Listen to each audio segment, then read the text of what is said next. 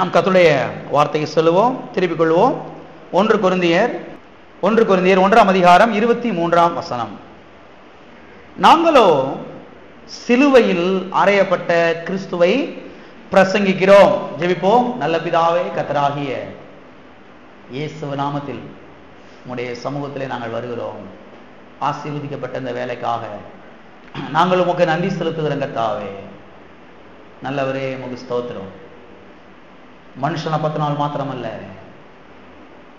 கர்த்தருடைய வாயிலிருந்து புறப்படுகிற ஒவ்வொரு வார்த்தையினாலும் பிழைப்பான் என்று நாங்கள் வாசிக்கிறோமே. தகப்பனை, பிழைப்புக்கேற்ற வார்த்தைகளை இந்த காலை வேளையில் நீர் எங்களுக்கு அனுப்பியருள வேண்டும்படியாய் நாங்கள் ஜெபிக்கிறோம். இந்த வார்த்தைகள் எங்களுடைய உள்ளத்திலே வெளிப்பாடாக வெளிச்சமாய் மாறட்டும். எங்களுடைய இருதயத்தில் அவைகளை பதிப்பீடாக எங்களுடைய மனதிலே இந்த வார்த்தைகள் பெரிய மாற்றத்தை ஏற்படுத்தட்டும். எங்களுடைய எண்ணங்களை உங்களுடைய வார்த்தைகள் உயிர்ப்பிக்கட்டுங்க தாவே. அவ்விதமாய் செய்தி அதற்காக உமக்கு ஸ்தோத்திரம்.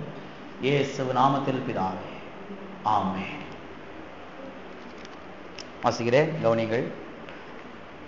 நாங்களோ சிலுவையில் அறையப்பட்ட கிறிஸ்துவை பிரசங்கிக்கிறோம். இங்கே அப்போஸ்தலனாகிய பவுல் சொல்லுகிறார், நாங்களோ சிலுவையில் அறையப்பட்ட கிறிஸ்துவை பிரசங்கிக்கிறோம். யாரை பிரசங்கிக்கிறோம்? சிலுவையில் அறையப்பட்ட கிறிஸ்துவை பிரசங்கிக்கிறோம். பாருங்க, பட்டணத்துக்கு போனாலும் சரி, கிராமங்களுக்கு போனாலும் சரி, படித்தவர்களுக்கானாலும் சரி, படிக்காதவர்களுக்கானாலும் சரி, அப்போஸ்தலனாகிய பவுல் எதை பிரசங்கிக்கிறார்? சிலுவையில் அறையப்பட்ட கிறிஸ்துவை பிரசங்கிக்கிறார். ஏன் சிலுவையில் அறையப்பட்ட கிறிஸ்துவை பிரசங்கிக்கிறார் என்றால், சிலுவையில் அறையப்பட்ட கிறிஸ்து தான் எல்லா பிரச்சனைக்கும் பதிலாக இருக்கிறார்.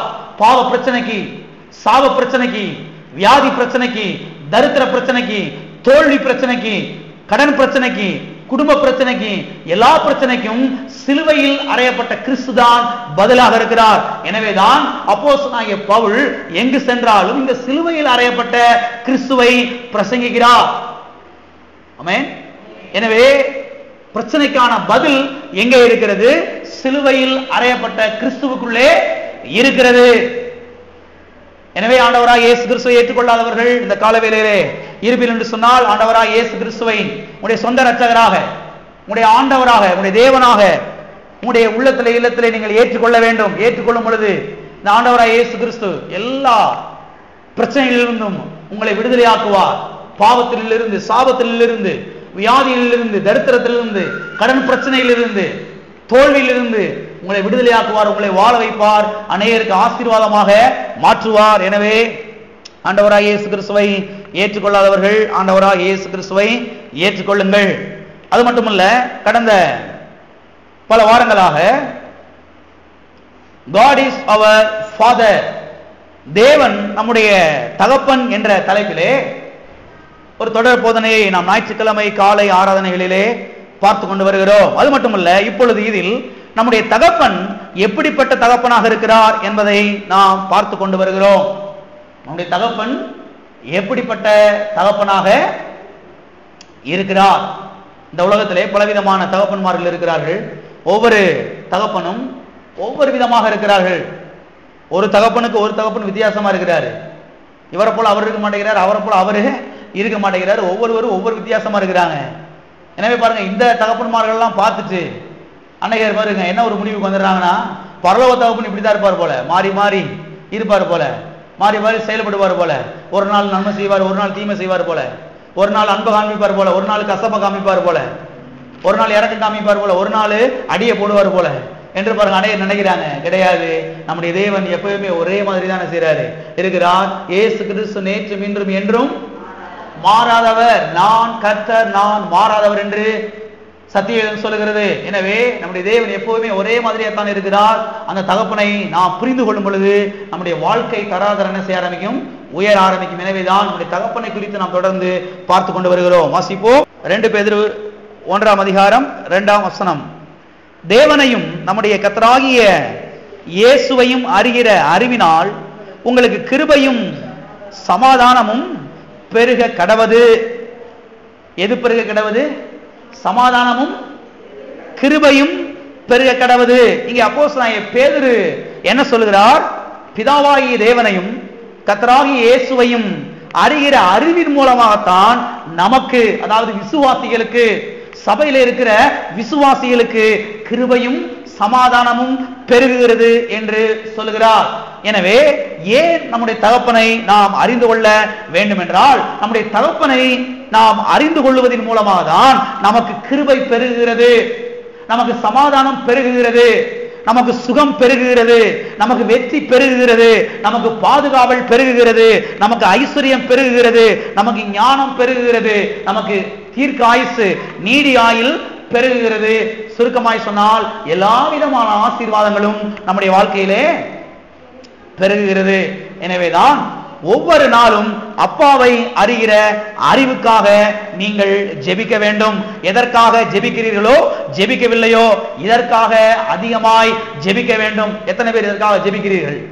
தொடர்ந்து ஜெபியுங்கள். தகப்பனே, உம்மை அறிகிற அறிவிலே நான் வளர எனக்கு உதவி செய்யும், உம்மை அறிகிற அறிவிலே பெருக எனக்கு உதவி செய்யும், உம்மை இன்னார் என்று அறிந்து கொள்ள எனக்கு என்னுடைய கண்களை பிரகாசமாக்கும் என்று அடிக்கடி என்ன செய்ய வேண்டும்? ஜெபிக்க வேண்டும். எல்லா கரங்களை உயர்த்தி சொல்லுவோம். தகப்பனே, உம்மை அறிகிற அறிவிலே வளர எனக்கு உதவி செய்யும். அது மட்டுமல்ல, கடந்த வாரத்திலே நம்முடைய தகப்பன் தயவின் தகப்பனாக இருக்கிறார் என்பதை நாம் பார்க்க ஆரம்பித்தோம். சத்தியவேதம் சொல்கிறது, கர்த்தர் தயவுள்ளவர் என்பதை ருசித்து பாருங்கள். கர்த்தர் தயவுள்ளவர் என்பதை ருசித்து பாருங்கள் என்று சத்தியவேதம் சொல்கிறது. தயவு என்றால் என்ன? தகுதி இல்லாதவர்களுக்கு காண்பிக்கப்படுகிற ஈவு. அந்த மனுஷனுக்கு தகுதியே இல்லை, ஆனால் கர்த்தர் அந்த மனுஷன் என்ன செய்யறாரு? ஆசீர்வதிக்கிறார். ஏன் ஆசீர்வதிக்கிறார்? தன்னுடைய ரத்தத்தின் புண்ணியத்தின் மூலமாக அந்த மனுஷன் என்ன செய்கிறார்? ஆசீர்வதிக்கிறார். எனவே தயவு என்றால் என்ன? தகுதி இல்லாதவர்களுக்கு காண்பிக்கப்படுகிற ஈவு, அதுதான் தயவாகும். ஓகே, இன்றைக்கு இதை தொடர்ந்து இன்னும் சில காரியங்களை நாம் பார்க்க போகிறோம். நம்முடைய தகப்பன் தயவின் தகப்பனாக இருக்கிறார் என்பதை நாம் இன்றைக்கு தொடர்ந்து பார்க்க போகிறோம். கவனிங்க, தேவ தயவு நமக்கு செல்வத்தை தருகிறது என்று சத்தியவேதம் சொல்கிறது. தேவ தயவு நமக்கு ஐஸ்வர்யத்தை தருகிறது. தேவ தயவு நமக்கு பணத்தை தருகிறது என்று சத்தியவேதம் சொல்லுகிறது. எத்தனை பேருக்கு ஐஸ்வர்யம் வேணும்? மீது பேர்ல என்னாச்சுங்க? உங்களுக்கு ஒண்ணுமே வேணாமா? அப்படி இருக்கலாம் நினைக்கிறீங்களா? அதே கஞ்சி, அதே ஊறுகாய், அதே மிளகாய் எனக்கு போதும், அதே தேங்காய் சில்லு போதும் நினைக்கிறீங்களா? பாருங்க, தேவ தயவு நமக்கு செல்வத்தை, ஐஸ்வர்யத்தை, பணத்தை தருகிறது என்று சத்தியவேதம் சொல்லுகிறது. வாசிப்போம். நெகேமியா 9:25. அவர்கள், அதாவது இஸ்ரவேல் ஜனங்கள், அரணான பட்டணங்களையும் செழுமையான பூமியையும் கட்டிக்கொண்டு சகலவித உடைமைகள் நிறைந்த வீடுகளையும் வெட்டப்பட்ட துறவுகளையும் ஏராளமான திராட்சை தோட்டங்களையும் ஒலிவ தோப்புகளையும் கனி கொடுக்கும் விருட்சங்களையும் சுதந்தரித்துக் கொண்டு புசித்து திருப்தியாகி கொழுத்து உம்முடைய பெரிய தயையினாலே செல்வமாய் வாழ்ந்தார்கள். செல்வமாய் வாழ்ந்தார்கள். இங்கே இஸ்ரவேல் ஜனங்களை குறித்து நாம் பார்க்கிறோம். இஸ்ரவேல் ஜனங்கள் எவ்வாறு வாழ்ந்தார்களாம்? இஸ்ரவேல் ஜனங்கள் தேவனுடைய பெரிய தயையினாலே செல்வமாய் வாழ்ந்தார்களாம். எதினாலே செல்வமாய் வாழ்ந்தார்கள்? தேவனுடைய பெரிய தயையினாலே செல்வமாய் வாழ்ந்தார்கள். தங்களுடைய திறமையினாலே அல்ல, தங்கள் பலத்தினாலே அல்ல, தங்கள் படிப்பினாலே அல்ல, தேவனுடைய பெரிய தயையினாலே செல்வமாய் வாழ்ந்தார்கள் என்று இங்கே நாம் பார்க்கிறோம். எல்லாரும் கரங்களை வைத்து சொல்லுவோம். தேவனுடைய பெரிய தயையினாலே நான் செல்வமாய் வாழ்கிறேன். எப்படி வாழ்றேன்? செல்வமாய் வாழ்கிறேன். எத்தனை பேர் செல்வமா வாழ விரும்புறீங்க? இன்னைக்கு இருக்க வாழ்க்கையை பார்க்காதீங்க. இன்னைக்கு ஒருவேளை செல்வம் இல்லாம இருக்கலாம், ஒருவேளை இன்னைக்கு லோ லெவல்ல நீங்க இருக்கலாம், ஒரு சாதாரண நிலையில் நீங்க இன்னைக்கு இருக்கலாம். இன்னைக்கு இருக்கிற நிலையை பார்க்காதீங்க, தேவ தயவை பாருங்க. தேவ தயவு நீங்க பாத்தீங்கன்னா நான் சொல்றேன், தேவ தயவு உங்களை செல்வமாய் வாழ வைக்கும். இஸ்ரவேல் மக்கள் பாருங்க, எகிப்து தேசத்துல 430 வருஷம் அடிமைகளாக இருந்தார்கள். சாப்பாட்டுக்கு கஷ்டப்பட்டாங்க, சாப்பாட்டுக்கு கஷ்டப்பட்டாங்க பாருங்க. நேரத்துக்கு சாப்பாடு கிடையாது, அதிகமா வேலை வாங்கினாங்க, புளிஞ்சு எடுத்தாங்க, நிம்மதியே கிடையாது. கர்த்தர் பாருங்க, ஆட்டுக்குட்டியின் ரத்தத்தினாலே அவர்களை மீட்டெடுத்து அவர்களை பாருங்க இந்த பாலும் தேன் ஓடுற தேசத்துக்கு அழைத்து கொண்டு வருகிறார். அழைத்து கொண்டு வந்து இங்க விடுறாரு. அதைத்தான் இங்க வாசிக்கிறோம். தேவனுடைய பெரிய தயையினாலே அவர்கள் செல்வமாய் வாழ்ந்தார்கள் என்று. எப்படி வாழ்ந்தாங்க? செல்வமாய் வாழ்ந்தார்கள் என்று. கவனிங்க, இன்னைக்கு கர்த்தர் நம்மளை அழைச்சிருக்கிறாரு. நம்மளும் எங்கேயே கடந்தோம், கர்த்தர் நம்மளை இன்னைக்கு அழைச்சிருக்கிறாரு. எதுக்கு அழைச்சிருக்கிறாருன்னா செல்வமாய் வாழ்றதுக்காக அழைச்சிருக்கிறாரு. ஆமென். எல்லா கரங்களும் சொல்லுவோம், கர்த்தர் என்னை செல்வமாய் வாழ்வதற்காக அழைத்திருக்கிறார். எதுக்காக அழைச்சிருக்கிறாரு? இத மனதில் வைங்க. இன்னைக்கு ஒருவேளை செல்வ வாழ்க்கை இல்லாம இருக்கலாம், இன்னைக்கு ஒருவேளை சாதாரண வாழ்க்கை இருக்கலாம். இத பார்க்காதீங்க, இந்த தேவ தயவை பாருங்க. தேவனுடைய தயவினாலே, தேவனுடைய பெரிய தயவினாலே நான் செல்வமாய் வாழ முடியும். செல்வமாய் வாழ்வதற்காக தான் கர்த்தர் என்ன செஞ்சிருக்கிறாரு? அழைத்திருக்கிறாரு. தரித்திரத்தை வாழ்றதுக்கு கர்த்தர் அழைக்கல, பிச்சைக்கார வாழ்க்கை வாழ்றதுக்கு கர்த்தர் அழைக்கல, தாழ்ச்சியான வாழ்க்கை வாழ்றதுக்கு நீ அழைக்கல, தாழ்ந்த ஒரு வாழ்க்கை வாழ்றதுக்காக கர்த்தர் அழைக்கல, குறைவிலே வாழ்வதற்காக கர்த்தர் அழைக்கல. கர்த்தர் என்னை செல்வமாய் வாழ்வதற்காக அழைத்திருக்கிறார்.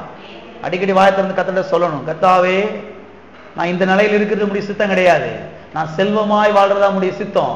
செல்வமாய் வாழ்றதுக்காக நீர் என்னை அழைத்திருக்கிறீர். உங்களுடைய பெரிய தயையினாலே நீர் என்னை செல்வமாய் மாற்றுகிறபடியால் உமக்கு ஸ்தோத்திரம். அடிக்கடி வாயத்திலிருந்து சொல்லணும், புலம்ப கூடாது. அது இல்லையே இது இல்லையே சொல்லி மண்டையை போட்டு பிக்க கூடாது, முடியல ஆஞ்சு கீழே போடக்கூடாது. இல்ல இருக்கிறீங்களா? கர்த்தர் நம்மை எதுக்கு அழைத்திருக்கிறாரு? செல்வமாய் வாழ்வதற்காக கர்த்தர் நம்மை அழைத்திருக்கிறார். இன்னைக்கு அநேக கிறிஸ்தவ விசுவாசி இருப்பாருங்க, அவங்களுடைய நம்பிக்கை என்னன்னா, இந்த பூலோகத்தில் நமக்கு ஒண்ணுமே கிடையாது, இந்த பூலோகத்தில் நமக்கு எதுவுமே கிடையாது, நமக்கு எதுதான் முக்கியம், எதுதான் நமக்கு இருக்கு? பரலோகம் தான் நமக்கு இருக்குது. இந்த பூலோகத்துல எப்படியாவது வாழுவோம் பிரதர். எப்படி வாழ்ந்தா என்ன பிரதர்? பரலோகம் போறதுதான் முக்கியம். பாருங்க, பரலோகம் போறது முக்கியம் தான், இல்லைன்னு சொல்லல. ஆனா பரலோகத்துக்கு போறதுக்கு முன்னதாக இந்த பூலோகத்தில் நல்லா வாழணும், அது ரொம்ப முக்கியம். இங்க கஞ்சிக்கு வழி இல்லாம, சாப்பாட்டுக்கு வழி இல்லாம கிழிஞ்ச சிலையை கட்டிக்கிட்டு இருந்தோம்னா கர்த்தருடைய நாமம் என்ன செய்யாது? மகிமைப்படாது. எத்தனை பேர் இருக்கிறீங்க? பிஞ்சு செருப்பு போட்டு போனா கர்த்தருடைய நாமம் மகிமைப்படுமா? மகிமைப்படவே. பாருங்க, நம்ம சாதாரணமா வாழ்ந்தா தேவனுடைய நாமம் என்ன செய்யாது? மகிமைப்படாது. நம் செல்வமாய் வாழும் பொழுதுதான் தேவனுடைய நாமம் என்ன செய்யும்? மகிமைப்படும். எனவே பாருங்க, தேவனுக்காக நாம் செல்வமாய் வாழ வேண்டும் என்று தேவன் நாம் என்ன செய்ய வேண்டும்? தீர்மானிக்க வேண்டும். தேவனுடைய பெரிய தயையினாலே நான் செல்வமாய் வாழ போகிறேன் என்று என்ன செய்ய வேண்டும்? தீர்மானம் எடுக்க வேண்டும். தேசத்திலே பஞ்சம் இருக்கலாம், ஆனா நமக்கு பஞ்சம் கிடையவே கிடையாது. தேசத்துல அங்க பஞ்சம் இங்க பஞ்சம், விலைவாசி உயர்ந்துருச்சு, அது உயர்ந்துருச்சு, இது உயர்ந்துருச்சு. நீ என்ன செய்ய போறோம்? என்ன செய்ய போறோம்? நல்லா இருக்க போறோம். நல்லா என்ன செய்ய போறோம்? இருக்க போறோம். இப்படிதான் நீங்க பேசணும். பாருங்க, மத்தவங்க மாதிரி பேசக்கூடாது. வரி பணம் உயர்த்திட்டாங்க, அது உயர்த்திட்டாங்க, எல்லா விலைவாசி உயர்ந்துருச்சு, எல்லாம் உயர்ந்துருச்சு, உண்மைதான், இல்லைன்னு சொல்லல. ஆனா அதன் மத்தியிலேயும் தேவ தயவு நம்மை செல்வமாய் வாழ வைக்கும். பாருங்க, நீங்க எதை பேசுறீங்களோ அதை பொறுத்துதான் உங்க எதிர்காலம் அமைய போகுது. தேவனுடைய பிள்ளைகளை கவனிங்க. மற்றவங்க பேசுற மாதிரி என்ன செய்யக்கூடாது? பேசக்கூடாது. அந்த வேலை உயர்ந்துருச்சு, இந்த வேலை உயர்ந்துருச்சு, அது உயர்ந்துருச்சு, இது உயர்ந்துருச்சுன்னு சொல்லி பாருங்க, நீங்க தலையை போட்டு பிக்காதீங்க. தேவனுடைய பிள்ளைகள் தேவனுடைய தயவு மேல என்ன செய்யணும்? கண்ணை வைக்க வேண்டும். தேவனுடைய தயவு மேல கண்ணை வைக்கும் பொழுது நிச்சயமாய் நீங்கள் செல்வமாய் வாழ முடியும். மறுபடியும் சொல்றேன், கவனிங்க. தேசத்துல பஞ்சம் இருக்கலாம், நமக்கு பஞ்சம் கிடையவே கிடையாது. நமக்கு செழிப்பு தான், நமக்கு செல்வம் தான், நமக்கு நிறைவு தான், நமக்கு ஐஸ்வர்யம் தான். ஏனென்றால் தேவ தயவு நம்மை செல்வமாய் வாழ வைக்கிறது. இஸ்ரவேல் ஜனங்களை தேவ தயவு செல்வமாய் வாழ வைத்திருக்கும் என்று சொன்னால் என்னையும் தேவ தயவு செல்வமாய் வாழ வைக்கும். எனவே உங்க வீட்டு பக்கத்துல வேற மாதிரிலாம் பேசுவாங்க எல்லாரும். உங்க சந்துல அப்படி பேசுவாங்க, உங்க தெருவில் வேற மாதிரி பேசுவாங்க, உங்க கிராமத்துல வேற மாதிரி பேசுவாங்க, உங்க பட்டணத்துல வேற மாதிரி பேசுவாங்க. நீங்க அப்படி பேசாதீங்க. எவ்வளவு ரூபா வித்தாலும் நான் வாங்கி சாப்பிடுவேன். பருப்பு விலை ஏறிடுச்சான், அதுக்காக என்ன செய்ய போறீங்க? பட்டையா கிடக்கும், அதுக்காண்டி பருப்பை சாப்பிடாம இருக்க போறீங்க? பருப்பு சாப்பிடாம இருக்க போறீங்க. புளி ரேட்டு ஏறிடுச்சு, அதுக்காண்டி புளியை ஊத்தாம சாப்பிட போறீங்களா? என்ன செய்ய போறீங்க? எவ்வளவு ஏறிட்டு போதுங்க, அதை விட கர்த்தர் பெரியவர். அதை விட கர்த்தர் பெரியவர். இந்த புளியை சிருஷ்டித்தவரே அவர் தான், இந்த பருப்பை சிருஷ்டித்தவரே அவர் தான், சுண்டக்கடலை சிருஷ்டித்தவரே அவர் தான். என்ன ரேட்டு வேணாலும் ஏறிட்டு போகுது, நான் வாங்குவேன், நான் சாப்பிடுவேன். ஏன்னா தேவ தயவு என் தலை மேல இருக்குது. ஆமென். இதுதான் விசுவாசி பேசுற பேச்சு. மற்றவங்க மாதிரி பேசாதீங்க. டீ கடையில போய் நின்றுக்கிட்டு, தெருவில் நின்றுக்கிட்டு, திண்ணையில உட்காந்துக்கிட்டு அப்படியே அப்படி இப்படியே அப்படின்னு பேசாதீங்க. எப்படி வேணாலும் ஆயிட்டு போகுது. நான் செல்வமா என்ன செய்வேன்? வாழ்வேன். தேவ தயவு என்னுடைய தலையின் மேலே இருக்கிறது. ஆமென். அது மட்டும் இல்ல, தேவ தயவு நம்மை பாதுகாக்கிறது என்று சத்தியவேதம் சொல்லுகிறது. தேவ தயவு என்ன செய்கிறது? நம்மை பாதுகாக்கிறது. வாசிப்போம். சங்கீதம் 5 சங்கீதம் 12 வசனம். கர்த்தாவே, நீ நீதிமானை ஆசீர்வதித்து காருண்யம் என்னும் கேடகத்தினால் அவனை சூழ்ந்து கொள்வீர். எதனாலே சூழ்ந்து கொள்வீர்? காருண்யம் என்னும் கேடகத்தினாலே. காருண்யம் என்றால் தயவு என்ற அர்த்தம். அப்ப கர்த்தர் எதனாலே நம்மை சூழ்ந்து கொள்கிறார்? அவருடைய காருண்யத்தினாலே, அவருடைய தயவினாலே நம்ம என்ன செய்கிறார்? சூழ்ந்து கொள்கிறார். எனவே தேவன் தம்முடைய தயையினாலே நம்மை சூழ்ந்திருக்கிறபடினாலே நாம் பயப்பட வேண்டிய அவசியம் கிடையாது, நாம் கலங்க வேண்டிய அவசியம் கிடையவே கிடையாது. ஏனென்றால் தேவ தயவு நம்ம என்ன செய்யறது? பாதுகாக்கிறது. ஆமென். எத்தனை விசுவாசிக்கிறீங்க? தேவ தயவு நம்மை பாதுகாக்கிறது.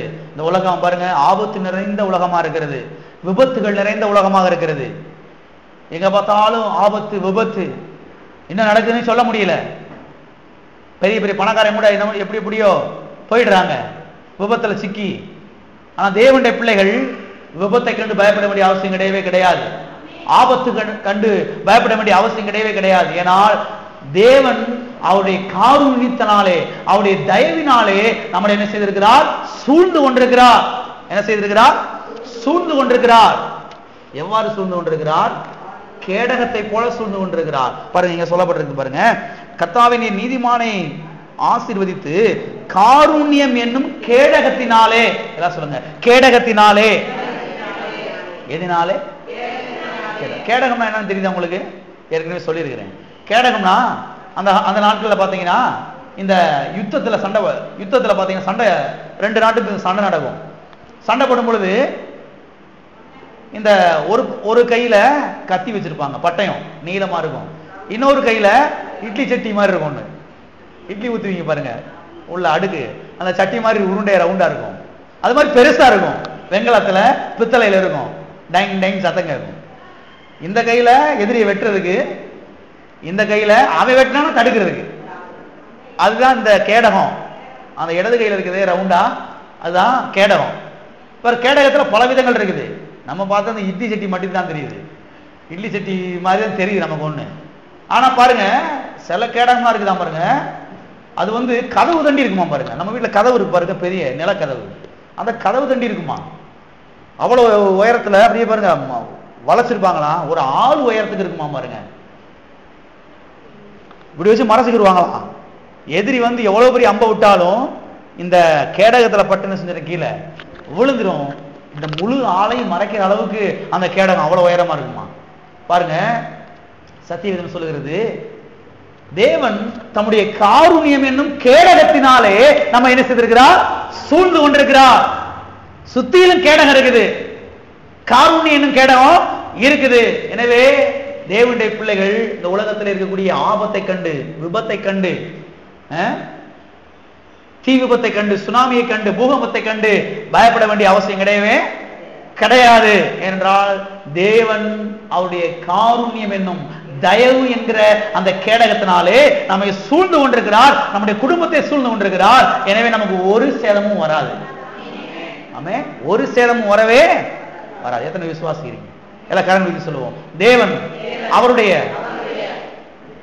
தயவு என்கிற கேடகத்தினாலே என்னை சூழ்ந்து கொண்டிருக்கிறார். எனவே நான் ஆபத்தை கண்டு பயப்பட வேண்டிய அவசியம் இல்லை. ஆமென். நைட்டு தூங்கும் போது சொல்லிட்டு தூங்குங்க, தேவனே உடைய காருண்யம் கேடகத்தினாலே என்னை சூழ்ந்து கொண்டிருக்கிறபடியால் நான் நிம்மதியா படுத்து தூங்குறேன். நான் நிம்மதியா படுத்து தூங்குறேன். சிலருக்கு பயம், படுத்த காலையில எந்திரிப்போமா, படுக்கிறோம் காலையில எந்திரிப்போமான்னு தெரியாது. நிச்சயமா எந்திரிப்போம். நான் எந்திரிப்பேன், நான் விசுவாசிக்கிறேன். திடீர்னு நைட்டா பூகம் வந்து உள்ள போயிட்டா என்ன ஆகுறது? நிச்சயமா நான் போக மாட்டேன். நான் நிச்சயமா போக மாட்டேன். தேவன் அவருடைய காருண்யம் கேடகத்தினால் என்ன செய்கிறார்? என்னை சூழ்ந்து கொண்டிருக்கிறார். எனவே நான் உள்ள என்ன செய்ய மாட்டேன், போக மாட்டேன். இதுதான் விசுவாசம். இதுதான் விசுவாசம். தேவன் அவருடைய காருண்யம் கேடகத்தினாலே என்ன செய்திருக்கிறார்? என்னை சூழ்ந்து கொண்டிருக்கிறார். அது மட்டுமல்ல, தேவன் தம்முடைய தயவினாலே நம்மை பராமரிக்கிறார் என்று சத்தியவேதம் சொல்லுகிறது. தேவன் அவருடைய பாருங்க தயவினாலே நம்மை பராமரிக்கிறாராம். இதை கொஞ்சம் ஆழமா கவனிங்க. பராமரிக்கிறார். பராமரிக்கிறார் என்றால் என்ன அர்த்தம்? நம்முடைய தேவைகளை எல்லாம் சந்திக்கிறார் என்று அர்த்தம். நம்முடைய தேவைகளை எல்லாம் சந்திக்கிறார் என்று அர்த்தம். எல்லா தேவைகளையும், வாடகை தேவையா இருக்கட்டும், பால்க்கு கொடுக்கக்கூடிய தேவையா இருக்கட்டும், அரிசி வாங்கக்கூடிய தேவையா இருக்கட்டும், செய்முறைக்குரிய தேவையா இருக்கட்டும், எல்லா தேவைகளையும் கர்த்தர் என்ன செய்கிறாரா? சந்திக்கிறாரா. எதனால சந்திக்கிறாரா? அவருடைய தயவுனால சந்திக்கிறாரா. ஆமென். தேவன் தம்முடைய தயையினாலே நம்மை என்ன செய்கிறார்? பராமரிக்கிறார். வாசிப்போம் சங்கீதம் 68:10. உம்முடைய மந்தை அதிலே தங்கி இருந்தது. தேவனே உம்முடைய தயையினாலே ஏழைகளை பராமரிக்கிறீர். தேவனே உம்முடைய தயையினாலே ஏழைகளை பராமரிக்கிறீர். தேவன் எதினாலே பராமரிக்கிறார்? தம்முடைய தயையினாலே பராமரிக்கிறார். யாரை பராமரிக்கிறார்? ஏழைகளை பராமரிக்கிறார். எதனை கவனிச்சுட்டு வர்றீங்க? எதனாலே பராமரிக்கிறார்? தயையினாலே பராமரிக்கிறார். யாரை பராமரிக்கிறார்? ஏழையை பராமரிக்கிறார். கவனிங்க, இந்த வசனத்தை அநேக கிறிஸ்தவ விசுவாசிகள் வாசித்து விட்டு அவர்கள் என்ன சொல்லுகிறார்கள் என்றா, நான் ஒரு ஏழை, நான் ஒரு ஏழை. இந்த ஏழையை கர்த்தர் பராமரிக்கிறார். பிரதர், யாரை பராமரிக்கிறாரு? நான் ஒரு ஏழை. இந்த ஏழையை யார் பராமரிக்கிறார்? பராமரிக்கிறாரு. இவங்க ரவா பகலா எதை சொல்றாங்கன்னா, ஏழை, நான் ஏழை, நான் ஏழை, நான் ஏழை. வீட்டுக்குள்ள போனா நான் ஏழை, ஒரு ஆபீசரை பார்த்தா நான் ஏழை, சொந்தக்காரங்களை பார்த்தா நான் ஏழை. எல்லாம் இருக்கிறீங்களா? பாக்குறவங்க எல்லாத்தையும் என்ன சொல்றது? நான் ஒரு ஏழை, நான் ஒரு, இந்த மாதிரி வார்த்தைகள் கிறிஸ்தவங்களுக்கு ரொம்ப பிடிக்கும். நான் ஒரு ஏழை, நான் ஒரு சின்ன பரதேசி. நான் ஒரு பாட்டு எப்படி இருக்குது?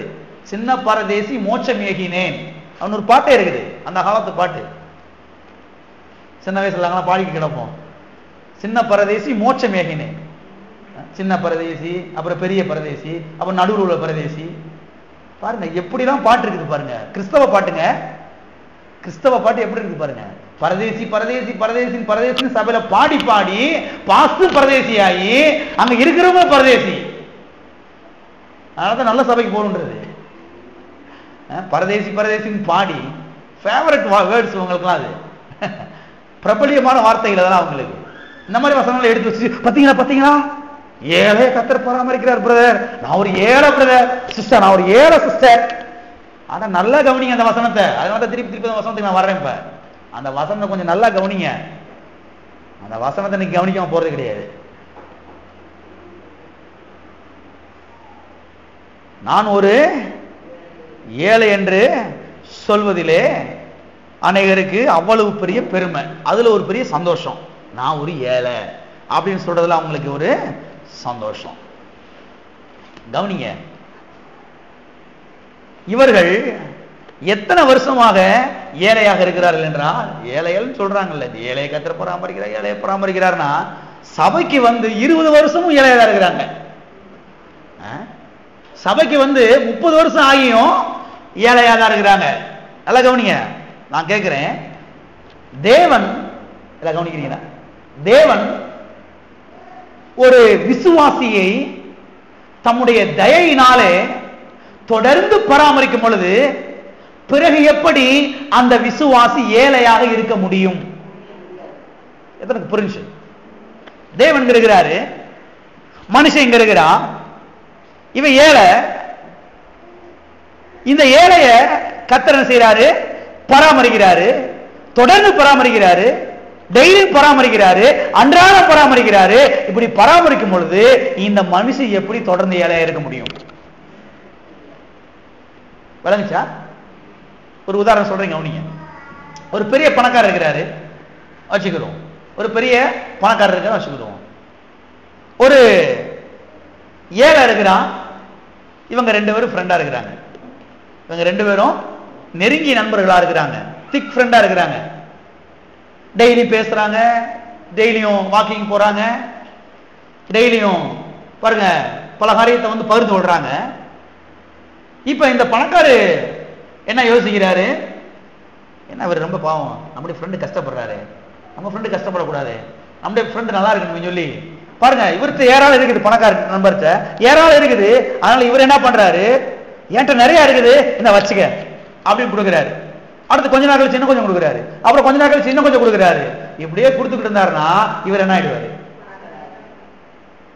விளங்குச்சு? அதுதான் சொல்ல வர்றேன்.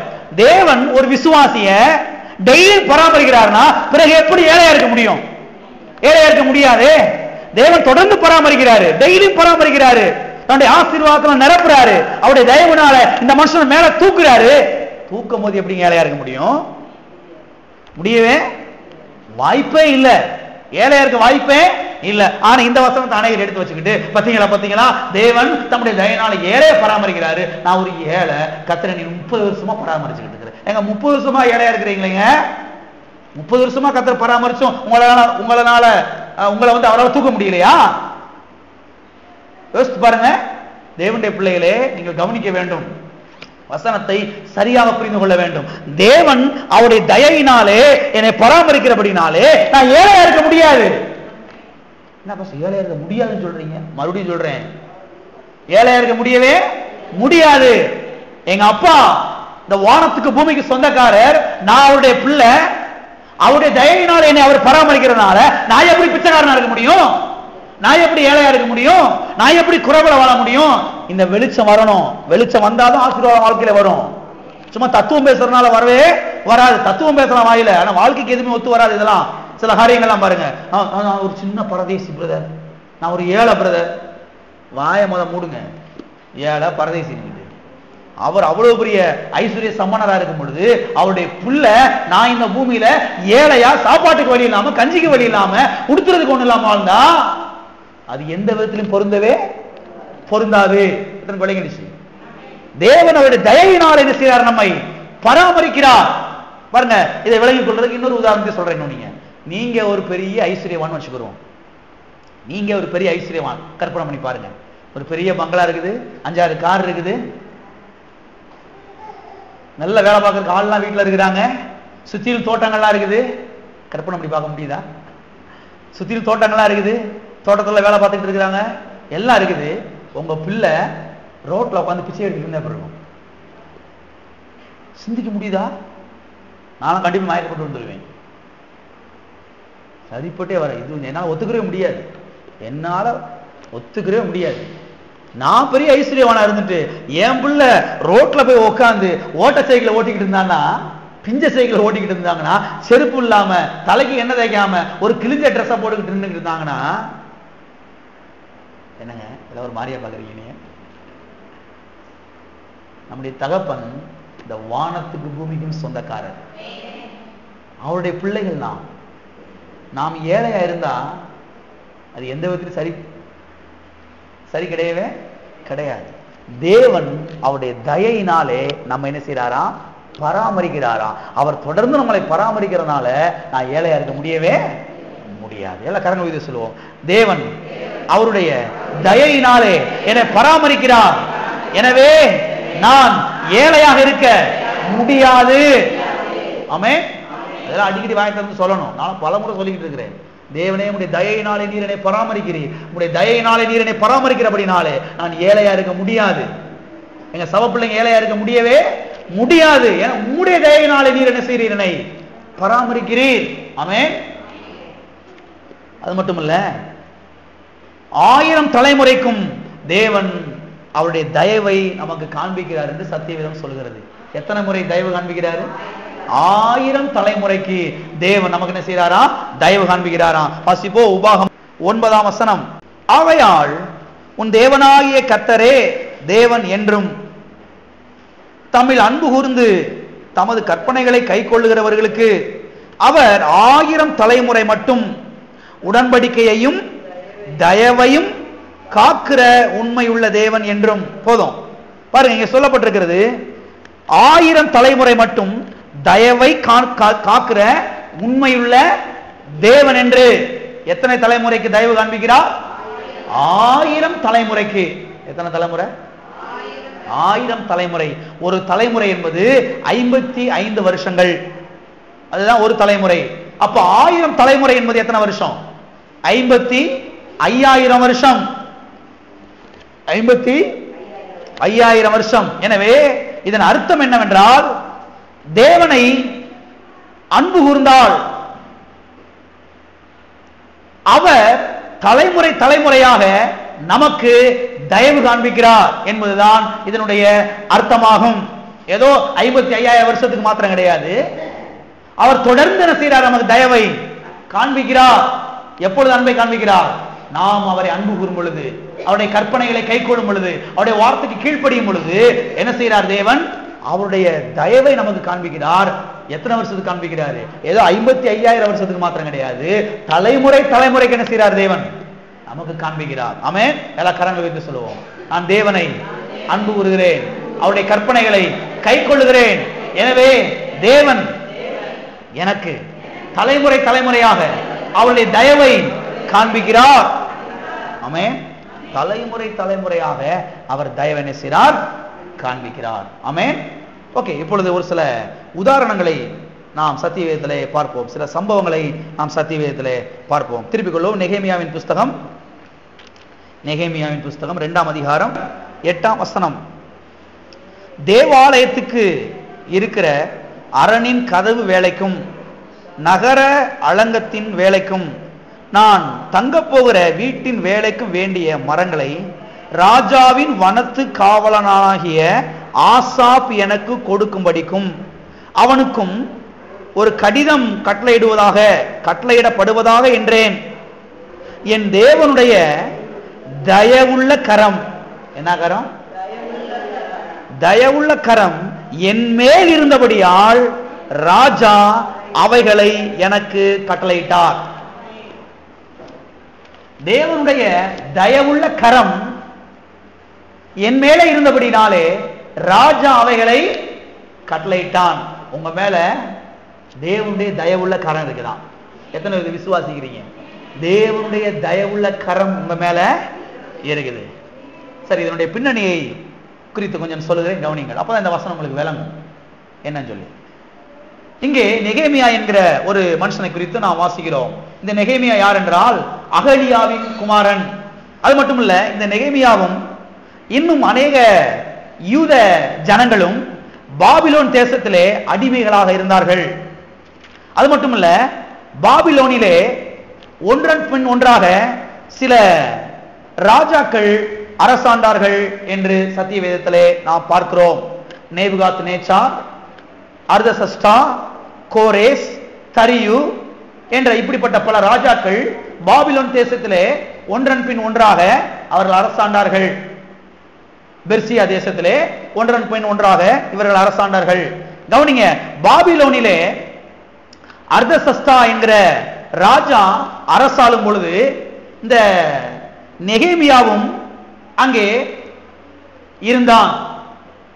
அது மாத்திரமல்ல, இந்த நெகேமியா எந்த அந்தஸ்திலே அந்த அரண்மனையிலே அவன் இருந்தான் என்று சொன்னால், ராஜாவுக்கு திராட்சரசம் கொடுக்கக்கூடிய ஒரு அந்தஸ்திலே இருந்தான். ராஜா சிங்காசனத்திலே வந்து அமரும் பொழுது பாருங்க, ராஜாவுக்கு அவ்வப்போது திராட்சரசம் கொடுப்பது அந்த நாட்களில் உள்ள ஒரு வழக்கம். திராட்சரசத்தை ராஜாக்கள் எடுத்து அவர்கள் சாப்பிடுவார்கள். அப்பொழுது இந்த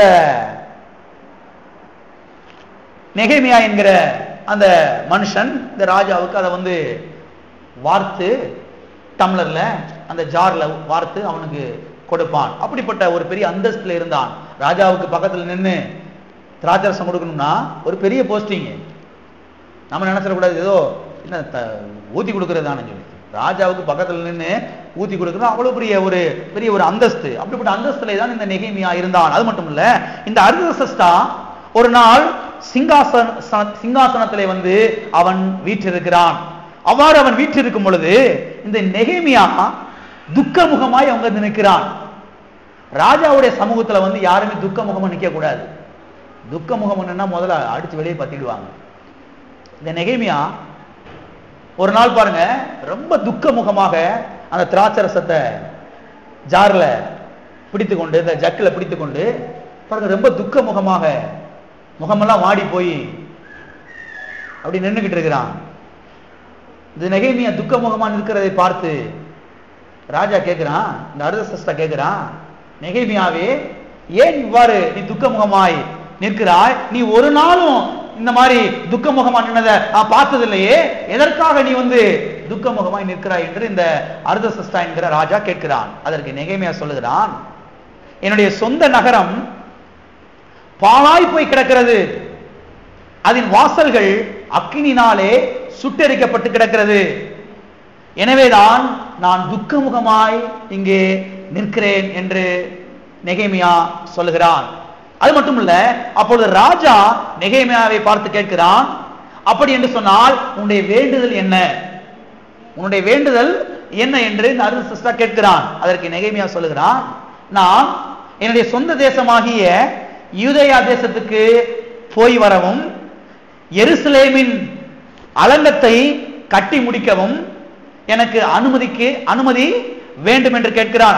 அது மாத்திரமல்ல, ஆலயத்தின் கதவுகள் எல்லாம் அங்கே பிந்து போய் கிடக்கிறது, எனவே அந்த ஆலயத்தின் கதவுக்கும் அலங்கத்தின் வேலைக்கும் நான் தங்க போகிற என்னுடைய வீட்டின் வாசலுக்குரிய கதவுக்கும் தேவையான மரங்களை ராஜா கட்டளையிட வேண்டும் என்று அவன் கேட்கிறான்.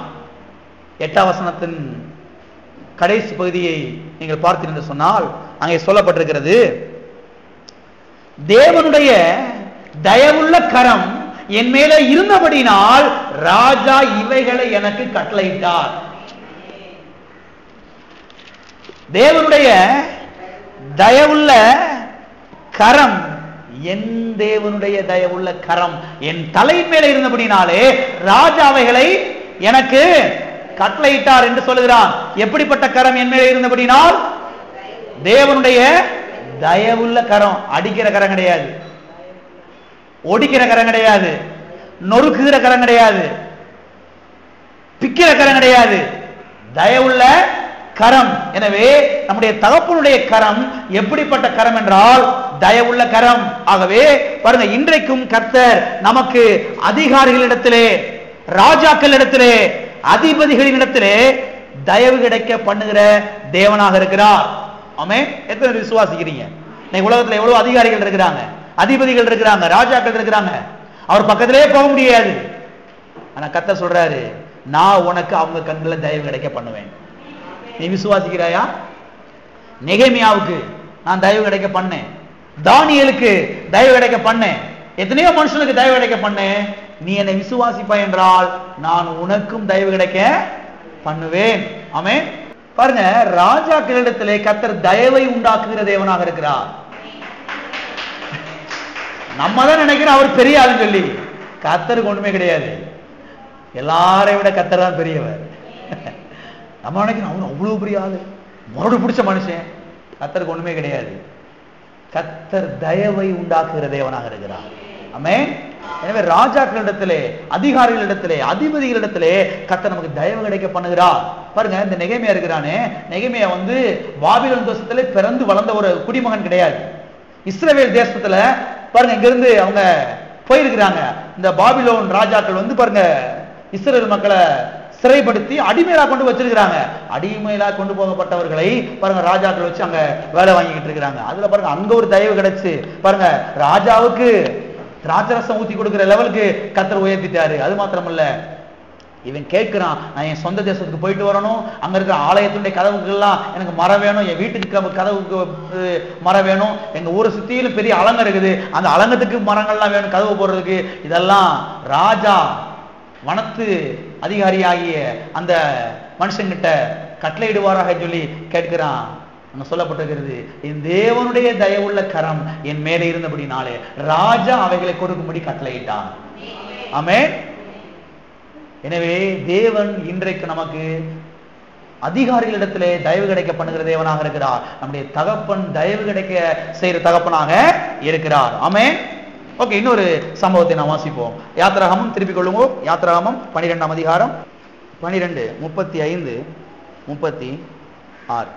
மோசே சொல்லி இருந்தபடி இஸ்ரவேல் ஜனங்கள் எகிப்தியரிடத்தில் வெள்ளி உடைமைகளையும் பொன் உடைமைகளையும் வஸ்திரங்களையும் கேட்டார்கள்.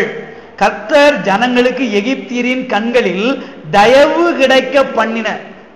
கிடைக்கும்படி செய்ததினால் கேட்டதை அவர்களுக்கு கொடுத்தார்கள். இவ்விதமாய் அவர்கள் எகிப்தியரை கொள்ளையிட்டார்கள். பாருங்க, இங்கே இஸ்ரவேல் மக்களை குறித்து பார்க்கிறோம். கர்த்தர் எதை கிடைக்கும், அதாவது கர்த்தர் எதை கிடைக்க பண்ணினார்? தயவு கிடைக்க பண்ணினார் என்று இங்கே நாம் வாசிக்கிறோம். யாருடைய கண்களிலே தயவு கிடைக்க பண்ணினார்? எகிப்தியரின் கண்களிலே. யாருடைய கண்களிலே? எகிப்தியரின் கண்களிலே. எதற்காக தயவு கிடைக்க பண்ணினார்? வெள்ளி உடைமைகளையும் பொன் உடைமைகளையும் கேட்டு வாங்குவதற்கு. ஏதாவது சொல்லுங்க. வெள்ளி உடைமைகளையும் பொன் உடைமைகளையும் கேட்டு வாங்குவதற்கு கர்த்தர் இதுக்கெல்லாம் தயவு உண்டாக்கி தர்றாரு. வெள்ளி உடைமைகளையும் பொன் உடைமைகளையும் கேட்டு வாங்குறதுக்கு. நம்ம என்ன நினைக்கிறோம், இன்னைக்கு 1 கிராம் கிடைச்சா போதுமே, 5 கிராம் கிடைச்சா போதுமே, 10 கிராம் கிடைச்சா போதுமே நினைக்கிறோம். கர்த்தர் சொல்றாரு, வெள்ளி உடைமைகள் பொன் உடைமைகள் அதை வாங்குறதுக்கு நான் உனக்கு தயவு கிடைக்க பண்ணுவேன். எத்தனை பேர் விசுவாசிக்கிறீங்க? இதை வாங்குறதுக்கு கர்த்தர் செய்வார், தயவு கிடைக்க பண்ணுவார். பாருங்க, எகிப்திய மக்கள் இஸ்ரவேல் மக்களை புழிஞ்சு எடுத்து வேலை வாங்கினாங்க. சம்பளமே கொடுக்கல, ஒழுங்கா சாப்பாடு ஒழுங்கா கொடுக்கறதே கிடையாது. கர்த்தர் பார்த்தாரு, இது வட்டி முதலமா என் பிள்ளைக்கு நான் வாங்கி தர்றேன், ஒரு டைம் வரும் வட்டி முதலமா நான் பிடிக்க தர்றேன், என் பிள்ளைகளுடைய சம்பளத்தை பதுக்க பாக்குற நான் விட மாட்டேன் அப்படின்னு சொல்லி பாருங்க. கர்த்தர் ஒரு டைம்ல என்ன பண்ணாருன்னா தயவு உண்டாக்குனாரு. இவன் போய் குடு வெள்ளிய குடு பொண்ணு சொல்லி கேட்கிறான், அவன் எடுத்து கொடுத்துறான் வேகமா. வெள்ளி உடைமைகளையும் பொன் உடைமைகளையும் பாருங்க கேட்டு வாங்குவதற்கு கர்த்தர் இஸ்ரவேல் மக்களுக்கு என்ன செய்தார்? தயவு கிடைக்க பண்ணினார். எகிப்தியருடைய கண்களிலே தயவு கிடைக்க பண்ணினார். எனவே சத்தியவேதம் என்ன சொல்லுகிறது என்று சொன்னால், இயேசு கிறிஸ்து நேற்றும் இன்றும் என்றும் மாறாதவர். அன்றைக்கு இஸ்ரவேல் மக்களுக்கு தயவு கிடைக்க பண்ணிருப்பார்னா இன்னைக்கும் தயவு கிடைக்க பண்ணுவார். எனவே அன்றைக்கு இஸ்ரவேல் ஜனங்களுக்கு தயவு கிடைக்க பண்ணின அதே தேவன் இன்றைக்கு நமக்கும் தயவு கிடைக்க பண்ணுவார். எதற்காக தயவு கிடைக்க பண்ணுவார்? வெள்ளி உடைமைகளையும் பொன் உடைமைகளையும் வாங்குவதற்கு. விளங்கிடுச்சு? வெள்ளி உடைமைகளையும் பொன் உடைமைகளையும் வாங்குவதற்கு. சரி, எதுக்கு பாஸ்டர் இந்த வெள்ளியும் பொண்ணும்? அடுத்த கேள்வி அதுதான். வெள்ளியும் பொண்ணு எதுக்கு பாஸ்டர்? 3 காரணத்துக்காக கர்த்தர் கொடுக்கிறாரு. எடுத்து வாசிக்க நேரம் இல்ல, சொல்றேன். ஏராள வெள்ளியும் பொன்னையும் கர்த்தர் நம்முடைய கையில கொடுக்க அவர் விரும்புகிறார். இதை எத்தனை பேர் கவனிக்கிறீங்க? முதல்ல தேவனுடைய பிள்ளைகளுடைய வீட்டுல தான் ஏராள வெள்ளியும் பொண்ணு இருக்கணும். இன்னைக்கு பொண்ணை தொட்டா பரலவும் போக கூடாதுன்னு சபையில பிரசங்கம் பண்ணிட்டு இருக்காங்க. ஆனா கர்த்தர் சொல்றாரு, வெள்ளியும் பொண்ணு ஓ வீட்டுல தானே செய்யணும், இருக்கணும்ன்றாரு. எத்தனை விளங்கிடுச்சு? வெள்ளியும் பொண்ணு நம்ம வீட்டுல நிறைய இருக்கணும், நிறைய இருக்கணும், கொஞ்சமா இருக்கக்கூடாது. 5 கிராம் 3 கிராம் இல்ல, தடவி தடவி பாத்துக்கிறது அப்பப்ப பீரோ தொடர்ந்து இருக்குதா இல்லையா அப்படின்னு சொல்லி, அந்த மாதிரி இல்லைங்க, நிறைய இருக்கணும்னு சொல்லி கர்த்தர் விரும்புறாரு. எத்தனை கவனிக்கிறீங்க? வெள்ளியும் பொண்ணும் நிறைய நம்ம வீட்டுல இருக்கணும்னு கர்த்தர் விரும்புறாரு. எதுக்கு விரும்புறாருன்னா 3 காரணத்துக்காக கர்த்தர் அதை விரும்புகிறார். ஒன்று, அதை நாம் அனுபவிப்பதற்கு. ஏதாவது சொல்லுங்க. அதை நான் அனுபவிப்பதற்கு. யார் அனுபவிக்கணும்? அனுபவிக்கலாமா? சத்தியவேதம் சொல்லுகிறது, நாம் அனுபவிப்பதற்கு சகலவித நன்மைகளையும் நமக்கு சம்பூர்ணமாய் கொடுக்கிற ஜீவனுள்ள தேவன் மேலே உங்களுடைய கண்களை வையுங்கள் என்று. நாம் அனுபவிப்பதற்கு, என்ஜாய் பண்ணுவதற்கு, ஆங்கிலத்தில் அப்படிதான் வந்திருக்குது, நாம் என்ஜாய் பண்ணுவதற்கு சகலவித நன்மைகளையும் நமக்கு சம்பூர்ணமாய் கர்த்தர் கொடுக்கிறார் என்று. எனவே கர்த்தர் எதுக்காக வெள்ளி உடைமைகளை பொண்ணு உடைமைகளை நமக்கு தருகிறார்னா, நாம என்ஜாய் பண்றதுக்கு. எல்லாம் சொல்லுங்க, நான் என்ஜாய் பண்றதுக்கு, நான் அனுபவிப்பதற்கு. இரண்டாவதாக கர்த்தர் இந்த வெள்ளி உடைமையில பொண்ணு உடைமையில ஏன் கர்த்தர் நமக்கு நிறைய கொடுக்கிறார்னா, ஊழியத்துக்கு கொடுக்கிறதுக்கு. சத்தத்தை காணும்,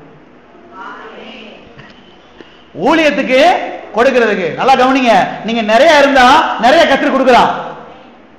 இருக்கிறீங்களா? நிறைய இருந்துச்சுன்னா கர்த்தருக்கு நிறைய கொடுக்கலாம். எனவே தேவனுடைய பிள்ளைகள் இதெல்லாம் விரும்பணும். கர்த்தாவே நிறைய எனக்கு தாங்க, நிறைய எனக்கு தாங்க, நிறைய நீங்க எனக்கு கொடுத்தீங்கன்னா நான் நிறைய அப்படி ஊழியத்துக்கு நான் செய்வேன், கொடுப்பேன். தேவனுடைய பிள்ளைகளை தான் விசுவாசிக்கணும். எனக்கு போதும் ஆண்டவரே, எனக்கு அரை வைத்து கஞ்சி போதும் ஆண்டவரே, எனக்கு தொட்டுக்கிற ஊறுகாய் இருந்தா போதும் ஆண்டவரே. அட ஊறுகாய் புத்திக்காரா, புத்தியை மாத்து. முதல்ல ஊறுகாய் போதும், பச்சை மிளகா போதும் சொல்லி ஒன்னைய வச்சு என்ன போகுது இந்த பூமியில?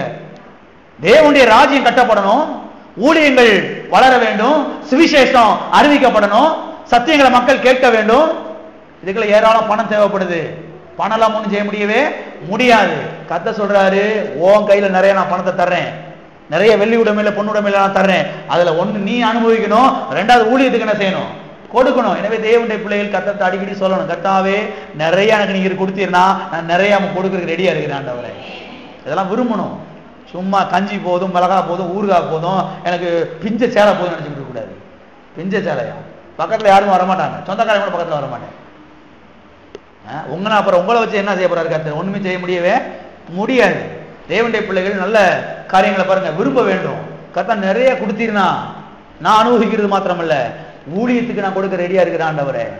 ஆலயம் கட்டப்படுவதற்கு, உடைய ராஜ்ய விஸ்தாரத்துக்கு, சுவிசேஷத்துக்கு நான் கொடுக்க ரெடியா இருக்கிற ஆண்டவரே. நீர் என்னை ஆசீர்வதியும் பண விஷயத்துல. ஆமென். எனவே தேவன் எதற்காக வெள்ளி உடைமையுடைய பொண்ணு உடையில் நமக்கு தருகிறார்னா, ஒண்ணு நாம் அனுபவிக்கிறதுக்கு, இரண்டாவதாக ஊழியத்துக்கு கொடுப்பதற்கு, மூன்றாவதாக எதற்குனா ஏழைகளுக்கு கொடுக்கிறதுக்கு. எத்தனை ஏழைகள் இருக்கிறாங்க உலகத்துல? அதை இப்ப சொன்னேன் இல்லையா? எல்லாரும் ஏழை, நான் ஏழை. அடையாப்பா, எல்லாரும் ஏழை, இவங்களும் ஏழையா? ஏழைகளுக்கு கொடுக்கிறதுக்காக கர்த்தர் உங்களை உயர்த்த விரும்புகிறார். எத்தனை விரும்புறீங்க? 10 பேருக்கு நமக்கு கொடுத்தா எவ்வளவு நல்லா இருக்கு இப்படியே பார்த்துட்டு கூடாது. 10 பேருக்கு நம்ம கொடுக்கணும்னு நினைக்கணும். எல்லாம் சொல்லுங்க, 10 பேருக்கு நான் கொடுக்கணும்னு விரும்புறேன் ஆண்டவரே, என்னை நீங்க ஆசீர்வதிங்க. இப்படி விரும்பணுங்க. யாரா வருவாங்க, யாரா கொடுக்க, இப்படி இல்ல. 10 பேருக்கு கொடுக்கிற அளவுக்கு கர்த்தர் என்னை உயர்த்துவார், என்னை ஆசீர்வதிப்பார் என்று என்ன செய்யணும்? விரும்ப வேண்டும். ஆமென். எனவே 3 காரணத்துக்காக கர்த்தர் கொடுக்கிறாரு. ஒண்ணு நாம் அனுபவிக்கிறதுக்கு, இரண்டாவது ஊழியத்துக்கு கொடுக்கிறதுக்கு, மூன்றாவதாக ஏழைகளுக்கு கொடுப்பதற்காக கர்த்தர் என்ன செய்யறார்? நமக்கு கொடுக்கிறார். ஆகவே தேவ தயவு நமக்கு வெள்ளி உடைமைகளையும் பொண்ணு உடைமைகளையும் கொடுக்கிறது. ஆமென். இன்னொரு சம்பவத்தை நாம் பார்ப்போம், திருப்பிக் கொள்வோம். ஆதியாகமம் 32:10. அடியேனுக்கு தேவரீர் காண்பித்த எல்லா தயவுக்கும் எல்லா சத்தியத்துக்கும் நான் எவ்வளவேனு பாத்திரன் அல்ல. நான் கோலும் கையுமாய் இந்த யோர்தானை கடந்து போனேன், இப்பொழுது இவ்விரண்டு பரிவாரங்களையும் உடையவனானேன். இங்கே யாக்கோபு சொல்லுகிறான், தேவரீர் அடியேனுக்கு காண்பித்த எல்லா தயவுக்கும் நான் பாத்திரன் அல்ல. எத்தனை தயவுக்கு? எல்லா தயவுக்கும். எனவே இங்கே யாக்கோபு என்ன சொல்கிறார் என்றால், தேவ தயவுதான் என்னை பணக்காரனாக மாற்றினது என்று சொல்லுகிறான். தேவ தயவுதான் என்னை 2 பரிவாரங்களை உடையவனாக மாற்றினது என்று சொல்லுகிறான். இந்த யோர்தானை விட்டு 20 வருஷத்துக்கு முன்னதாக நான் கடந்து போனேன். கடந்து போகும்போது என் கையில இருந்ததெல்லாம் ஒரே ஒரு குச்சி, ஒரே ஒரு கம்பு குச்சி. ஏதாவது மிருகங்கள் வந்துச்சுன்னா அதை அடிச்சு துரத்தி விடுறதுக்கு என்கிட்ட இருந்தது ஒண்ணுதான், வேற ஒண்ணுமே இல்லை. ஆனா 20 வருஷம் கழிச்சு திரும்பி இன்னைக்கு நான் வந்திருக்கிறேன். வந்திருக்கும் போது எப்படி வந்திருக்கிறேன்? 2 பரிவாரங்களை உடையவனானேன். இதற்கு காரணம் என்ன? தேவரீர் காண்பித்த எல்லா தயவுக்காகவும். அப்ப தேவனுடைய தயவுதான் யாக்கோப்பை இவ்விரண்டு பரிவாரங்களை உடையவனாக என்ன செய்தது? மாற்றினது. கவனிங்க, இங்க யாக்கோப்பு 2 மூட்டை அழுக்கு துணியை நான் வைத்திருக்கிறேன் என்று சொல்லல. 2 மூட்டை பழைய துணியை நான் வச்சிருக்கிறேன் ஆண்டவரேன்னு சொல்லல. இந்த ஊரை விட்டு போகும்போது ஒரு குச்சி இருந்துச்சு, பரவாயில்ல, போயிட்டு 20 வருஷம் திரும்பி வந்திருக்கிறேன், ஒரு 2 மூட்டை அழுக்கு துணி இருக்குது ஆண்டவரே, பழைய துணி இருக்குது, இந்த பழைய துணியா எனக்கு கிடைச்சிச்சு, ஸ்தோத்திர ஆண்டவரே, அப்படி சொல்லலாமே. எத்தனை விளங்குச்சு? என்ன சொல்றா? 2 பரிவாரங்களை உடையவனானேன். 2 பரிவாரங்கள் என்பது 2 பெரிய கம்பெனிக்கு சமானம். நான் வச்சுக்கோங்க, அங்க எழுதப்படுது 2 பரிவாரங்களை உடையவனானேன். 2 பரிவாரங்கள்னா 2 பெரிய கம்பெனி, அதுக்கு சமானம். இங்க இருந்து போகும்போது ஒரே ஒரு கம்பூச்சி தான் என் கையில இருந்துச்சு. 20 வருஷம் திரும்பி கழிச்சு நான் வந்திருக்கிறேன். இன்னைக்கு 2 பெரிய கம்பெனிக்கு சொந்தக்காரனா இருக்கிறேன்னு சொல்றாங்க. இதுக்கு காரணம் என்ன? தேவரீர் காண்பித்த எல்லா தயவுக்கும் நான் எவ்வளவு வேணும்? பாத்திரன் அல்ல. எனவே தேவ தயவு என்ன செய்கிறது என்றால், தேவ தயவு ஒன்றுமில்லாத ஆளை பெரிய ஆளாக மாற்றுகிறது. தேவ தயவு ஒன்றுமில்லாத ஆளை பெரிய சொத்துக்காரனாக, பெரிய முதலாளியாக என்ன செய்கிறது? மாற்றுகிறது. தேவ தயவு உங்களையும் விதமாய் மாற்றும். ஆமென். எத்தனை பேர் விசுவாசிக்கிறீங்க? இன்றைக்கு சாதாரண நிலையில நீங்க இருக்கலாம், தேவ தயவை நீங்கள் சார்ந்து கொண்டீர்கள் என்று சொன்னால் தேவ தயவு உங்களையும் மேலே தூக்கும், உங்களையும் பெரிய 2 கம்பெனிக்கு முதலாளி லெவலுக்கு கொண்டு வரும். விசுவாசிக்கிறீங்களா? ஆமென். பெரிய ஆட்களாக மாற்றும். தேவ தயவு என்ன செய்யும்? உங்களை பெரிய ஆட்களாக மாற்றும். ஆமென். அது மட்டும் இல்ல, இந்த யாக்கோப்பு ஏன் இந்த வார்த்தைகளை பயன்படுத்துகிறான் என்றால், நல்ல கவனிச்சுவாங்க, தேவரீர் காண்பித்த எல்லா தயவுக்கும் ஏன் இந்த வார்த்தையை சொல்லி கர்த்தர்ட்ட ஜெபம் பண்ணணும் அப்படின்னா, யாக்கோப்பு தன்னுடைய மாமாவாகிய லாபான் வீட்டிலே 20 வருஷம் வேலை செஞ்சான். எத்தனை வருஷம் வேலை செஞ்சான்? 20 வருஷங்க.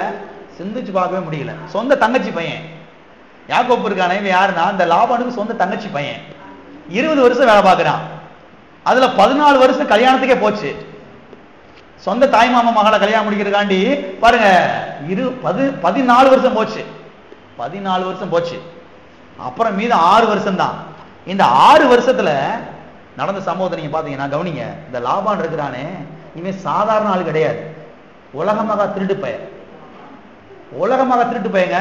இவன் இந்த யாக்கோப்புக்கு கிடைச்ச மாதிரி மாமனார் இந்த உலகத்துல எவனுக்குமே கிடைக்கக்கூடாது, யாருக்குமே கிடைக்கும். பெரிய திருட்டு பையன் பாருங்க. நைட்ல யாராவது திருடை வந்து ஆட்டுக்குடி திருடிட்டு போயிட்டோன்னா யாக்கோப்பை பிடிச்சிடுறது, நீ தான் திருடி தின்னுட்டா, வித்து தின்னுட்டான்னு சொல்லி அதுக்கு இவன் தான் பொறுப்பு ஏத்துக்கிட்டான். வெயில்ல பனியில அது தாங்க முடியாம செத்து போனா அதுக்கு இவன் தண்டனை கட்டினான். அது மாத்திரம் இல்ல, இந்த 6 வருஷத்துல 10 முறை சம்பளத்தையே மாத்திட்டானா. 10 முறை சம்பளத்தையே எவ்வளவு திருட்டு போய் பாருங்க. இவ்வளவு பெரிய திருடனுடைய மத்தியில கர்த்தர் இவனை இவ்வளவு பெரிய ஆளா மாத்திருக்கிறார்னா எவ்வளவு பெரிய விஷயம் பாருங்க. இவ்வளவு கெடுபடியான ஆள் மத்தியில பெரிய பணக்காரனா மாறிட்டான் யாக்கோப்பு. இதுக்கு காரணம் என்னன்னா, அவனே வாய்த்தன்னு சொல்றான், தேவரீ நீர் எனக்கு காண்பித்த எல்லா தயவுக்கும் நான் எவ்வளவு வேணும் பாத்திரம் அல்ல, உங்களுடைய தயவுதாண்டவரே என்னை இவ்வளவு பெரிய சொத்துக்காரனா மாத்தி இருக்குது. நான் சொல்றேன், நீங்களாம் பெரிய பெரிய சொத்துக்காரனா இருக்க முடியும் தேவன் விரும்புகிறார். பாஸ்டர் எனக்கு போதும் பாஸ், அந்த ஓலை குடிசை புத்திய மாத்துங்க. முதல்ல ஓலை குடிசையை பார்த்து கர்த்தருடைய நாமம் என்ன செய்யாது? மகிமைப்படவே மகிமைப்படாது. நல்ல ஒரு பெரிய பங்களாவில் நீங்க குடியிருந்தீங்கன்னா நீங்க சொல்லாமே கர்த்தருடைய நாமம் என்ன செய்யும்? மகிமைப்படும். பார்த்தா மக்கள் பார்த்தா அவங்க சொல்லணும், வாழ்ந்தா இப்படி வாழனியா, இவங்களாம் ஆண்டவருடைய பிள்ளைங்க, அதனால இப்படி இருக்கிறாங்க அப்படின்னு அவன் உங்களை பார்த்து சபைக்கு என்ன செய்யணும்? ஓடி வரணும். உங்க இருக்கிற நீங்க இருக்கிற நிலைய பார்த்தாலே ஓடக்கூடாது. அப்பா நான் இவங்க சபைக்கு போக மாட்டேன், இவங்க போற சர்ச்சுக்கு போகவே மாட்டேன், ஏன்னா இவங்களே இப்படி இருக்கிறாங்க அப்படின்னு உங்களை பார்த்து அவன் ஓட்ட முடிய கூடாது. அவன் இங்க என்ன செய்யணும்? ஓடி வரணும். பாருங்க, நான் அதான் சொல்ல வர்றேன், தேவனுடைய பிள்ளைகள் செல்வமாய் வாழ வேண்டும், தேவன் இதை விரும்புகிறார். ஆமென். ஆகவே பாருங்க, இந்த லாபான் இருக்கிறானே, இந்த லாபான் யாக்கோப்ப ஓட்டாண்டி ஆக்கின்னு நினைச்சாங்க. 20 வருஷம் கழிச்சு பாருங்க, கிளம்பி போறான். கிளம்பி போகும்போது பாருங்க, வீட்டுல இருக்கிற பசங்க எல்லாம் திரட்டிக்கிட்டு கிளம்பி ஓடி வர்றான். எதுக்குன்னா இந்த யாக்கோபு கிட்ட இருக்கக்கூடிய சொத்தெல்லாம் புடுங்கிறதுக்கு ஓடி வர்றான். புடுங்கி இவனை ஓட்டாண்டி ஆக்கி இவனை பிச்சைக்காரன் ஆக்கிதான் இவனை ஊருக்கு அனுப்புன்னு சொல்லி முடிவெடுத்து அவன் கிளம்பி வர்றான். கர்த்தர் அன்னைக்கு சொன்னாரு, உன்னை எச்சரிக்கிறேன், கவனமா இருந்துக்க. யாக்கோப்புக்கு ஏதாவது தீமை செய்ய நினைச்சா உன்னை தொலைச்சிட்டு நானு. யாக்கோப்பு ஓட்டாண்டி ஆக்கலான்னு சொல்லி பாருங்க திட்டம் போட்டுக்கிட்டு இருக்கிறான். இதன் மத்தியில இவன் பெரிய சொத்துக்காரனா மாறிட்டான். ஆகவேதான் இந்த வார்த்தையை யாக்கோபு பயன்படுத்தி சொல்கிறான், தேவரீர் எனக்கு காண்பித்த எல்லா தயவுக்கும் நான் எவ்வளவு பாத்திரன் அல்ல. கவனிங்க, இன்றைக்கும் கூட சிலர் உங்களை ஓட்டாண்டி ஆக்கணும்னு நினைக்கலாம், ஆனா ஆக்க முடியாது. தேவ தயவு உங்களை பெரிய சொத்துக்காரனா மாத்தும். ஆமென். சமூக சொல்லுவாங்கல்ல, கண்ணுல விளக்கெண்ணெய் ஊத்திட்டு திரியிறான் என்னை ஒண்ணுமுல ஆக்கணும்னு சொல்லி. லிட்டர் லிட்டரா ஊத்திக்க என்னை நீ ஒண்ணுமே பண்ண முடியாது. தேவ தயவு என்னை மேல தூக்குது. ஆமென். நீ லிட்டர் லிட்டரா விளக்கெண்ணெய் வாங்கிட்டு வந்து உன் கண்ணுல ஊத்தி நீ பலவிதமான திட்டங்கள்லாம் போட்டு என்னை ஓட்டாண்டி ஆக்கலாம் நீ முயற்சி பண்ணா கடைசியில நீ தான் தோத்து போக போற, நீ தான் வெட்கப்பட்டு போக போற. தேவ தயவு என்னை பெரிய சொத்துக்காரனாய் மாற்றுகிறது. ஆமென். இதெல்லாம் விசுவாசிக்கிற தேவனுடைய பிள்ளைகள். என்ன நடக்க போதோ, எது நடக்க போதோ, அவன் இப்படிலாம் திட்டம் போட்டிருக்கானா, நான் கேள்விப்பட்டேன். என்ன வேணாலும் போடு, தேவ தயவு என்னை மேல தூக்கும். ஆமென். தேவ தயவு என்னை மேல தூக்கும், என்னை பெரிய சொத்துக்காரனாய் மாற்றும். ஆமென். அதன் மூலமாய் கர்த்தருடைய நாமம் என்ன செய்ய போகிறது? மகிமைப்பட போகிறது. ஆகவே தேவ தயவு உங்களை பெரிய சொத்துக்காரனாய் மாற்றுவதற்காக உங்க தலைமையில என்ன செய்யுது? இருக்குது. ஆமென். இருக்கிறீங்களா எல்லாரும்? நான் ஒரே ஒரு காரியத்தை பார்த்து முடிப்போம். வாசிப்போம். யோசேப்பை குறித்து ஆதியாகமம் 39, ஆதியாகமம் 39:21. கர்த்தரோ யோசேப்போடே இருந்து அவன் மேல் கிருபை வைத்து சிறைச்சாலை தலைவனுடைய தயவு அவனுக்கு கிடைக்கும்படி செய்தார். சிறைச்சாலை தலைவனுடைய தயவு யோசேப்புக்கு கிடைக்கும்படி செய்தார். கவனிங்க, தவறான குற்றச்சாட்டினாலே, தவறான தீர்ப்பினாலே யோசேப்பு சிறைச்சாலையில போட்டுட்டாங்க. ஆனால் கர்த்தர் அங்கேயும் யோசேப்போட கூட இருந்தார், அங்கேயும் யோசேப்புக்கு தயவு கிடைக்க பண்ணினார் என்று இங்கே நாம் பார்க்கிறோம். எனவே நல்ல இடமோ கெட்ட இடமோ, பெரிய இடமோ சின்ன இடமோ, கர்த்தர் எல்லா இடத்திலையும் நமக்கு தயவு கிடைக்க பண்ணுவார். ஆமென். அந்த இடம் ரொம்ப மோசமான இடங்க, அந்த இடத்துல கூட கர்த்தர் என்ன செய்வார்? நமக்கு தயவை உண்டாக்குவார். அந்த இடம் ரொம்ப பெரிய இடங்க, அங்க போகவே முடியாதுங்க, அந்த இடத்துல கர்த்தர் எனக்கு தயவு உண்டாக்குவாரு. என்னுடைய தகப்பன் தயவின் தகப்பன், எனக்கு தயவு காண்பிக்கிற தகப்பன் எனக்குள்ள என்ன செய்யறார்? அவர் வாசம் பண்ணுகிறார். எனவே தேவனுடைய பிள்ளைகள் பாருங்க, இதெல்லாம் விசுவாசி ஆரம்பிக்கணும். கர்த்தாவே உடைய தயவுக்காக ஸ்தோத்திரம், நீ தயவு காண்பிக்கிற தகப்பன், நீர் எனக்குள்ளே வாசம் பண்ணுகிறீர், உடைய தயவு என்னை பராமரிக்கிறபடியால் உமக்கு ஸ்தோத்திரம், என்னை பாதுகாக்கிறபடியால் ஸ்தோத்திரம், என்னை செல்வமாய் வாழ பண்ணுகிறபடியால் உமக்கு ஸ்தோத்திரம், என்னை பெரிய சொத்துக்காரனாய் மாற்றுகிறபடியால் உமக்கு ஸ்தோத்திரம், என்னை பாதுகாக்கிறபடியால் பராமரிக்கிறபடியால் உமக்கு ஸ்தோத்திரம், உடைய தயவு என்னை பாதுகாக்கட்டும் என்று விசுவாசிக்க வேண்டும். ஆமென். எல்லா கரங்களை உயர்த்தி தேவ தயவுக்காக தகப்பனே உமக்கு ஸ்தோத்திரம், உடைய தயவுக்காக ஸ்தோத்திரம். நெகேமியாவுக்கு, யாக்கோப்புக்கு, யோசேப்புக்கு தயவு கிடைக்க செய்த கர்த்தர் இன்றைக்கு மாறாதவராக இருக்கிறீர். உடைய தயவு எங்களை பராமரிக்கிறபடியான ஸ்தோத்திரம். உடைய தயவு எங்களை பராமரிக்கிறபடினாலே நாங்கள் ஏழையாக இருக்க முடியாது, நாங்கள் ஏழையாக இருக்க முடியாது. நல்ல பிதாவே, கர்த்தராகிய இயேசு நாமத்தில் உடைய சமூகத்திலே நாங்கள் வருகிறோம். ஆசீர்வதிக்கப்பட்ட இந்த வேலைக்காக நாங்கள் உங்களுக்கு நன்றி செலுத்துகிறோம். தயவின் தகப்பனே உமக்கு ஸ்தோத்திரம். மனுஷனுடைய கண்களிலே, ராஜாக்கள் கண்களிலே, அதிகாரிகளின் கண்களிலே, அதிபதிகளின் கண்களிலே, எல்லாருடைய கண்களிலேயும் இன்றைக்கு நீர் எங்களுக்கு தயவு கிடைக்க செய்தபடியால் உமக்கு ஸ்தோத்திரம் ஆண்டவரே. தகப்பனே உமக்கு ஸ்தோத்திரம். நாங்கள் ஞானத்திலும் வளர்த்திலும் தேவ கிருபையிலும் மனுஷ தயவிலும் அதிகமாய் விருத்தி அடைய நீர் எங்களுக்கு உதவி செய்தபடியால் உமக்கு ஸ்தோத்திரம். உடைய தயவு பிள்ளைகளுடைய வாழ்க்கையிலே அபாரமாய் வேலை செய்துங்க தாவே. தேவைகளை சந்திக்கட்டும், உடைய தயவு பராமரிக்கட்டும், உடைய தயவு பாதுகாக்கட்டும், உடைய தயவு செல்வமாய் வாழ பண்ணட்டுங்க தாவே. உடைய தயவுகளை மேலே தூக்குகிறபடியால் உமக்கு ஸ்தோத்திரம் கர்த்தாவே. அவிதமாய் செய்கிறீரற்காக உமக்கு நன்றி. இயேசு நாமத்தில் பிதாவே. என் ஆத்துமாவே கர்த்தரை ஸ்தோத்திரி. என் முழு உள்ளமே அவருடைய பரிசுத்த நாமத்தை ஸ்தோத்திரி. என் ஆத்துமாவே கர்த்தரை ஸ்தோத்திரி. கர்த்தர் செய்த சகல உபகாரங்களையும் மறவாதே. நம்முடைய கர்த்தராகிய இயேசு கிறிஸ்துவின் கிருபையும் பிதாவாகிய தேவனுடைய அன்பும் பரிசுத்த ஆவியானவருடைய ஐக்கியமும் இப்போதும் எப்போதும் நம் அனைவரோடும் கூட சதா காலங்களிலும் இருப்பதாக. ஆமென். கர்த்தர்